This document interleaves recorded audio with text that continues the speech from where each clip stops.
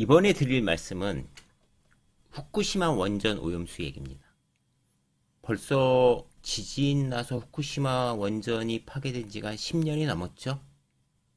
그 10년 동안 어떤 문제가 있었고 지금 무슨 일들이 발생되는지 한번 얘기해보고, 이 얘기를 하려고 또 원전에 대한 얘기를 또 했다고도 할 수 있습니다.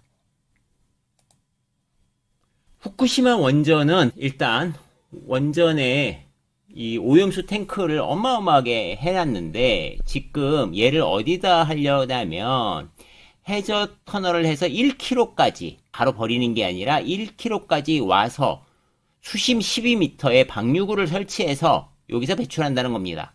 근데 지금 한 80% 이상 진척이 되어 있는 상태다 라는 거죠. 막바지다. 그런데 왜 이거를 더 보관할 수가 없다? 왜?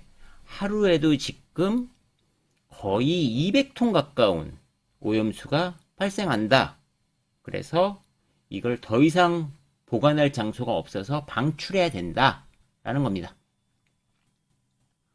방출하려는데 64개에서 30개로 축소했어요. 왜냐면 64개까지 하니까 너무 오래 걸려. 30개로 해서 빨리 하자 라고 했는데, 한국하고 중국 설득이 안 되니까 G3, 한국 중국 안 들어가 있죠. 여기에서 요거를 넣으려고 한다. 요건 4월에 열립니다. 오케이, 그래. 오염수가 지금 132만 톤 있습니다.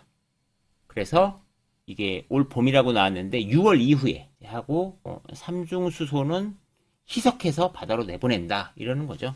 희석해서 내보내도 얼마나 많이 버리느냐의 문제인데, 132만 톤을 버려야 되고 또 하루에 계속 쌓이는 양들이 있어서 상당히 오랫동안 버려야 됩니다. 그렇게 해서 여러 가지 결과를 봤더니 문제는 이 무게들이 다 다르고, 그래서 이게 해류가 퍼져나가는 게 예상했던 것보다도 다르더라 이런 거죠. 어떤 예상을 했었냐? 4년 5년 뒤에 온다고 하다가 갑자기 2년 뒤에 오고 이런다는 거죠. 그래서 회를 먹을 기간이 우리가 짧아진다는 겁니다. 뭐 오늘 방류하면 내일까지는 회 먹어도 뭐 1년 후에까지 회 먹기는 어렵죠. 그럼 얘가 어떤 일이 있었냐라고 한다면 이런 일이 있었어요. 정전이 되고 아까 핵연료봉을 보관하고 있잖아요. 냉각수가 안 들어간 거예요. 그러니까 폭발하고 그게 융해가 일어난 거예요. 그러니까 다 녹아버린 거예요. 멜트 다운이 돼버린 거고, 그러니까 핵연료봉을 우리가 어떻게 할 수가 없어. 너무 뜨거워서. 그래서 방사능이 누출돼 버린 겁니다. 그래서 이 연료봉 계속 온도를 낮춰야 되니까 여기다가 물을 계속 집어넣는 거고, 그 물을 계속 빼내는 거예요. 왜냐하면 원래는 연료봉이 봉인돼 있어가지고 그 물이 계속 그 안에서 냉각수를 식히면 되는데, 얘는 벌써 멜트다운이 된 거기 때문에 그 물들이 다 오염이 돼버린 거예요. 그래서 얘네들이 원래 4월에 끝내려고 했는데 지금 6월이 됐다는 거고, 지금도 원전유의 오염수가 생기고 있다는 거죠.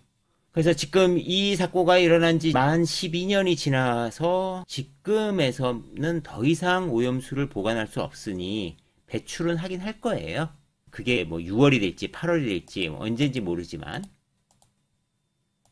그래서 이런 얘기들이 이제 나오는 겁니다. 그러니까 좀 있으면은 4월, 5월, 6월, 뭐 7월 이때 난리가 나겠죠. 여기에 관련된 종목들이 이제 움직이겠죠. 그런 투자 아이디어를 딱 갖고서 우리가 대응하면 됩니다.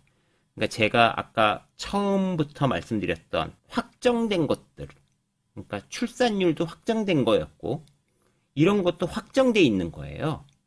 그러니까 시점은 조금 남았지만 어쨌든 움직인다. 그래서 원전 오염수도 이제 문제가 된다 이런 거죠.